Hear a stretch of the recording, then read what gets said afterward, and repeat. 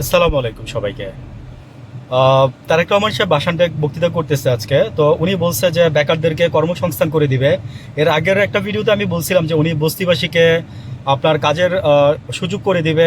তো এগুলো না আসলে সবাই বলছে, আগে সবাই বলছে, আগের সরকারের আমলেও বলছে, আপনারাও বলছেন, আওয়ামী লীগও বলছে, বিএনপিও বলছেন। জামাত কখনো ক্ষমতায় আসতে পারে না, জামাতকে আমরা দেখতেও পারতেছি না, তাই বলতেও পারতেছি না।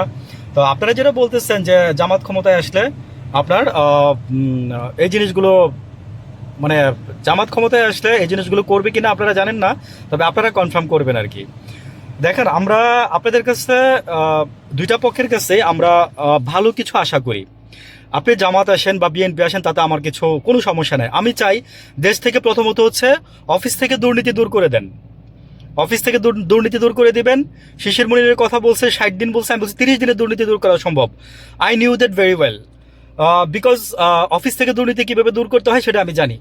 দ্বিতীয় নম্বর কথা হচ্ছে, এখন আপনি যে গরিব মানুষগুলো আছে রাস্তায় পড়ে আছে, ধরেন যারা পড়ে আছে, হ্যাঁ রাস্তাঘাটে ধরেন আপনার ধরেন সে কোনো কারণে সে নেশা করে, কোনো কারণে সে চুরি করে, কোনো কারণে সে ছিনতাই করে, কোনো কারণ পিছনে আসছে, কারণ ছাড়া কেউ কোনো কিছু করে না। আপনি দেশ থেকে যদি বেকারত্ব দূর করতে পারেন, আপনি যদি এই যে রাস্তাঘাটে যদি এই যে আমরা দেখি এই যে ব্রিজের নিচে গর্তের মধ্যে টোকাই, আল্লাহ মাফ করুক, ওরা টোকায় না, ওরা মানে গরিব মানুষ, মানে মানুষ, দ্যাটস দ্য পয়েন্ট, মানুষ। তো ওদেরকে কেউ টোকাই বলবেন না। তো ওদের ওদের কর্মসংস্থান করেন, আমি বলবো যে কর্মসংস্থান করেন, আপনার দুর্নীতি এমনি দূর হয়ে যাবে দেশ থেকে।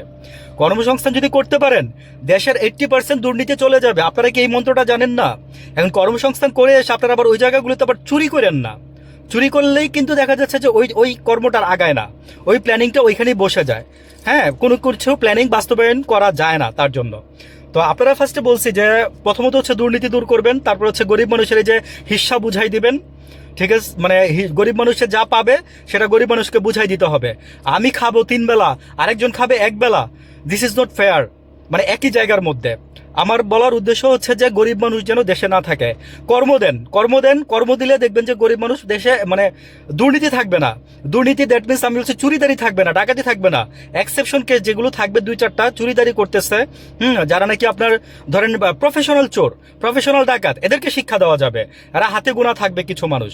কিন্তু আপনারা মূল যে 80% দুর্নীতি আছে, হ্যাঁ এইটা বন্ধ করে দেন। এইটা যারা পারবেন, এখানে যারা সাকসেস হইতে পারবেন, তারাই আমি বলবো যে সামনের 5 বছর ক্ষমতা মানে যদি কোনো সরকার চালান, জামাত হোক বিএনপি হোক, তারপরে আরো 5 বছর আপনারা চালাইতে পারবেন, এরপরে তার সুযোগ নাই। হা ভোটে যদি আপনারা ভোট দেন, তাহলে এরপর আর সুযোগ নাই, কারণ 2বারের বেশি প্রধানমন্ত্রী এবার হা ভোটের মধ্যে কেউ হইতে পারবে না, এবং হা ভোটে জিতবে আর কি। আমিও হা ভোটেই ভোট দিব। ভালো থাকবেন।